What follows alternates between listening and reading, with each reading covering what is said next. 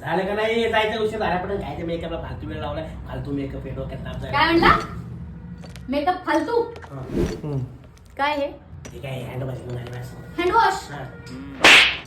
काय म्हणायचं याला काय फाउंडेशन फाउंडेशन हे काय ठीक आहे विक्सची डबी विक्स आहे विक्स आहे हे काय हे लिपस्टिक म्हणायचं ह्याला काय म्हणायचं लिपस्टिक लिपस्टिक म्हणायचं हे काय सोन्याची डबी चुन्याची डबी आहे ही काय कॉम्पॅक्ट पावडर काय म्हणायचं याला कॉम्पॅक्ट पावडर कॉम्पॅक्ट पावडर हे काय